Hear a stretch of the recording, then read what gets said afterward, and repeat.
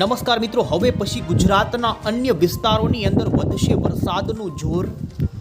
બંગાળની ખાડીની વરસાદી સિસ્ટમ મિત્રો અત્યારે હવે પછી ધીમે ધીમે ઓડિશાના લાગુના ભાગો પરથી 4 કિલોમીટર પ્રતિ કલાકની ઝડપે પશ્ચિમની દિશા તરફ આગળ ખસતી જોવા મળી રહી છે। તો બીજી તરફ ગુજરાતની અંદર પશ્ચિમી દરિયાના કાંઠા ભાગો ઉપર સક્રિય અપર એર સાયક્લોનિક વરસાદી સિસ્ટમ અત્યારે હવે ગુજરાતના કાંઠાના ભાગોથી મિત્રો ફરી અરબી સમુદ્રની અંદર ધકેલાતી જોવા મળી રહી છે।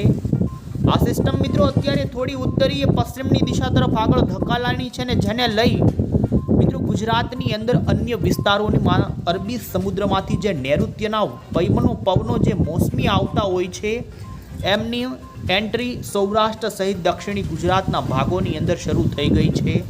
આપ અહીં સેટેલાઇટ પિક્ચરની અંદર જોઈ શકો છો કે વરસાદી સિસ્ટમ હવે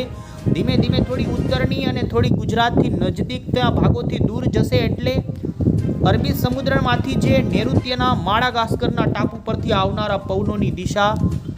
ગુજરાતના સૌરાષ્ટ્રના અંદરના અને મધ્ય ગુજરાત સહિત ઉત્તરી ગુજરાતના ભાગોની અંદર એન્ટ્રી મારી દેશે। અને તમે અહીં અત્યારનું લાઈવ સેટેલાઇટ પિક્ચર પણ જોઈ શકો છો કે મિત્રો એ જ રીતે અત્યારે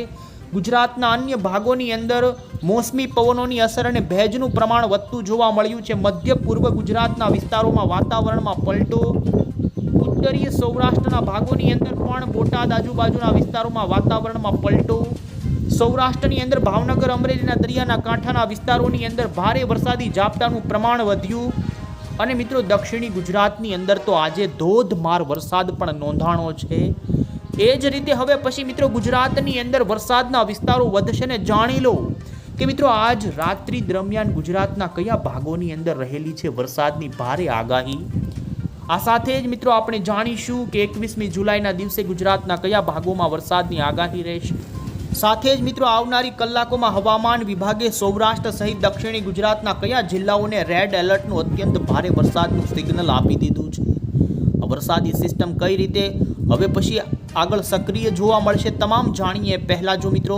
તમે અમારી આ મજેદાર યુટ્યુબ ચેનલ પર નવા છો તો ખાસ મિત્રો આ ચેનલને સબસ્ક્રાઈબ કરી દેજો। સૌથી પહેલાં આપને જણાવી દઈએ તો મિત્રો 20 જુલાઈની વહેલી સવારે બંગાળની ખાડીમાં બનેલું ડિપ્રેશન્સ ઓડિશાના દરિયાના કાંઠાના વિસ્તારોમાં ત્રાટકી ગયું ને જેને લઈ કાંઠાના વિસ્તારોમાં 60થી લઈ 70 કિલોમીટર પ્રતિ કલાકની ઝડપે વિસ્તારોમાં પવન અને ભારે વરસાદ અમુક ઓડિશાના ભાગોમાં નોંધાણો। અત્યારના લાઈવ સેટેલાઇટ પિક્ચરની અંદર તમે જોઈ શકો છો કે મોડી સાંજ દરમિયાન આ વરસાદી સિસ્ટમના કારણે ઓડિશા લાગુના વિસ્તારો હોય અને મધ્યપ્રદેશ લાગુના વિસ્તારોની અંદર આ સિસ્ટમ વરસાદ ભારે આપી રહી છે ને હવે પછીની કલાકોની અંદર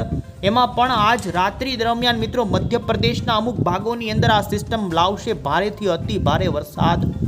તો ગુજરાતના વાતાવરણની અંદર પણ આ સિસ્ટમના કારણે મધ્ય પૂર્વ ગુજરાત લાગુના જિલ્લાઓની અંદર આજ રાત્રિ દરમિયાન મિત્રો વાતાવરણમાં પલટો આવી શકે છે અને અમુક વિસ્તારોમાં પડી શકે છે આ સિસ્ટમનો વરસાદ। જો કે મિત્રો સાચો ખેલ બંગાળની ખાડીની સિસ્ટમનો 22મી જુલાઈથી શરૂ થવાનો છે, પરંતુ આપને જણાવી દઈએ તો આજે સૌથી વધારે અસર હજુ આગામી 24 કલાક જોવા જઈએ તો બંગાળની ખાડી કરતાં અરબી સમુદ્રની વરસાદી સિસ્ટમની અસર ગુજરાતમાં થવાની છે, જેમાં તમે જોઈ શકો છો મિત્રો કે ખાસ આવનારી કલાકોની અંદર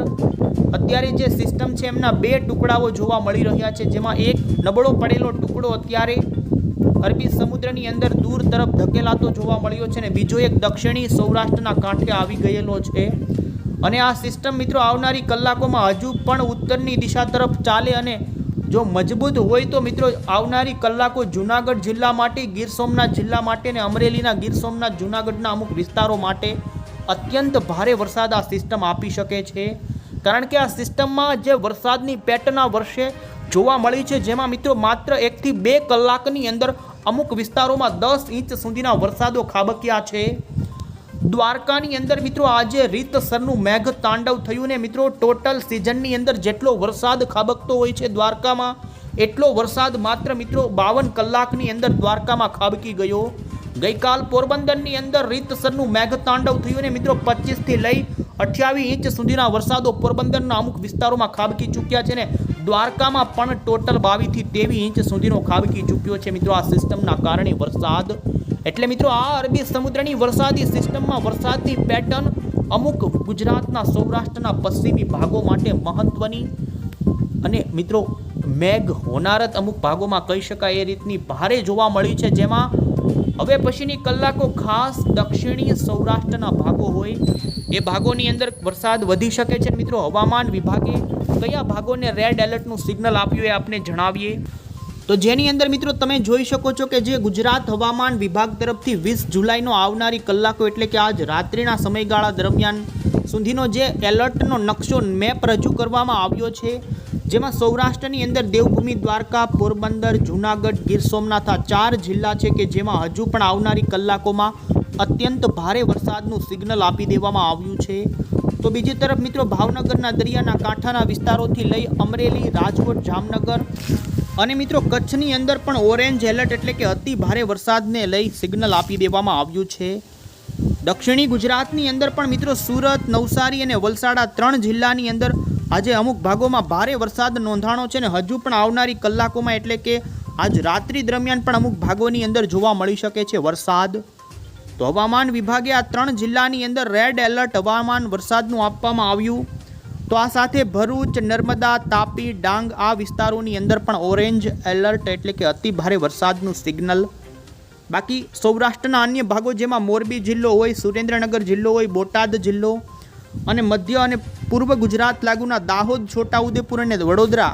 આ 3 જિલ્લાની અંદર અને સૌરાષ્ટ્રના પણ આ 3 જિલ્લા જેમ 6 જિલ્લાની અંદર મિત્રો ભારે વરસાદનું યલો એલર્ટનું સિગ્નલ ગુજરાત હવામાન વિભાગે આવનારી કલાકોમાં બતાવવામાં આવ્યું. તો આ રીતે મિત્રો આવનારી મોડી સાંજ અને રાત્રિના સમયગાળા દરમિયાન હજુ પણ સૌરાષ્ટ્રના અમુક ભાગોની અંદર ભારેથી અતિ ભારે વરસાદને લઈ સિગ્નલ આપી દેવામાં આવ્યું છે. બીજી તરફ ઉત્તરી ગુજરાતના ભાગોની અંદર પણ વાતાવરણમાં અમુક ભાગોમાં આવી શકે છે પલટો અને છૂટાછવાયા વિસ્તારોમાં હળવા ભારે ઝાપટા. અમુક વિસ્તારોની અંદર વાતાવરણમાં પલટો પણ આવે અને મિત્રો અહીં તમે જોઈ શકો છો અત્યારનું લાઈવ સેટેલાઇટ પિક્ચર કે જેની અંદર ઉત્તરીય સૌરાષ્ટ્ર અને મધ્ય સૌરાષ્ટ્રના અમુક ભાગોની અંદર હવે પછી વાદળાઓ બંધાવાની સાથે વરસાદની અમુક વિસ્તારોમાં શરૂઆત થતી જોવા મળી છે, જેમાં ખાસ કરીને મિત્રો બોટાદના અમુક વિસ્તારો હોય જેમાં પણ પાળિયાદ આજુબાજુ, રાણપુર આજુબાજુ ગાજવીજ સાથે અમુક વિસ્તારોમાં હળવો વરસાદ. તો બીજી તરફ મોરબીની અંદર પણ અમુક વિસ્તારોમાં વરસાદની શરૂઆત થતી જોવા મળી. રાજકોટની અંદર ગાજવીજ સાથે વરસાદ નોંધાણો અને જામનગર કાંઠાના વિસ્તારો અને કચ્છની અંદર ગાંધીધામ લાગુના દરિયાના કાંઠાના વિસ્તારોમાં હજુ પણ ગાજવીજ સાથે અમુક વિસ્તારોમાં હળવો તો અમુક વિસ્તારોમાં ભારે વરસાદના સંકેતો અત્યારે અનુમાન જોવા મળી રહ્યા છે. સાથે જ દક્ષિણી ગુજરાત લાગુ સૌરાષ્ટ્રના જેમાં પણ ભાવનગરની દરિયાઈ પટ્ટીની અંદર ભારે વરસાદી ઝાપટાથી હળવો વરસાદ અને મિત્રો પલટાની સાથે ભારે વરસાદી ઝાપટાથી ભારે વરસાદ અમુક વિસ્તારોમાં નોંધાણો. મધ્ય પૂર્વ ગુજરાતના વિસ્તારોની વાત કરવામાં આવે તો ઝાપટાનું પ્રમાણ અને હળવો અમુક વિસ્તારોમાં ઝરમર સ્વરૂપે વરસાદ નોંધાણો છે. અને બીજી તરફ મિત્રો અત્યારે મધ્ય ભારત સુધી આવી પહોંચેલી વરસાદી સિસ્ટમ કે જે બંગાળની ખાડીમાંથી આવી છે, આ વાદળાઓ હવે અત્યારે મિત્રો પૂર્વની દિશા તરફથી પશ્ચિમની દિશા તરફ ગતિ કરતા જોવા મળી રહ્યા છે અને જેને લઈ અત્યારે મધ્યપ્રદેશ લાગુના ઘણા વિસ્તારો જેમાં ભોપાલ આ વિસ્તારોમાં ધોધમાર વરસાદ, બંગાળની ખાડીનું ડિપ્રેશન કે જે આવનારી માત્ર થોડી કલાકોમાં વેલ માર્ક લો પ્રેશરમાં પરિવર્તિત થઈ જશે અને જેના વાદળાઓ મિત્રો મધ્ય પૂર્વ ગુજરાતની અંદર આજ રાત્રિ દરમિયાન એન્ટ્રી મારે તેવી પૂરી સંભાવના જોવા મળી રહી છે અને જેને લઈ દક્ષિણી ગુજરાત, મધ્ય પૂર્વ ગુજરાત સહિત આજ રાત્રિના સમયગાળા દરમિયાન મિત્રો સૌરાષ્ટ્રની અંદર જૂનાગઢ, ગીર સોમનાથ સહિત પોરબંદરના અમુક વિસ્તારોને જૂનાગઢના અંદરના લાગુ જે રાજકોટના વિસ્તારો હોય કે જામનગર સુધીના અમરેલીના વિસ્તારો એ વિસ્તારોની અંદર રાત્રિ દરમિયાન પણ મિત્રો વરસાદની ગતિવિધિ જોવા મળે, હળવી ભારે તે શક્યતા જોવા મળી રહી છે. 21 તારીખની અપડેટમાં તમે જોઈ શકો છો તો ગુજરાતની અંદર સૌરાષ્ટ્રની અંદર વરસાદનું જોર ઘણું ઘટી જાય. સાંજ દરમિયાન ઉત્તરીય સૌરાષ્ટ્ર સહિત મધ્ય ગુજરાત અને દક્ષિણી ગુજરાતના ભાગોની અંદર હળવા મધ્યમથી અમુક વિસ્તારોમાં ભારે વરસાદ જોવા મળે, પરંતુ મિત્રો 21 તારીખની સાંજથી લઈ રાત્રિના સમયગાળા દરમિયાન તમે જોઈ શકો છો કે બંગાળની ખાડીની વરસાદી સિસ્ટમ મધ્ય, પૂર્વ અને દક્ષિણી ગુજરાતના ભાગોની અંદર આ વાદળાઓ વરસાદ શરૂ કરી દેશે. આમ મિત્રો 21 તારીખની રાત્રિથી ગુજરાતના અમુક ભાગોની અંદર ભારેથી અતિ ભારે વરસાદનો રાઉન્ડ શરૂ થઈ જશે. તમે અહીં જોઈ શકો છો 22મી જુલાઈના દિવસે વહેલી સવારે ઉત્તરી ગુજરાત લાગુના મહીસાગર, સાબરકાંઠા, અરવલ્લી આ સાથે જ દાહોદ,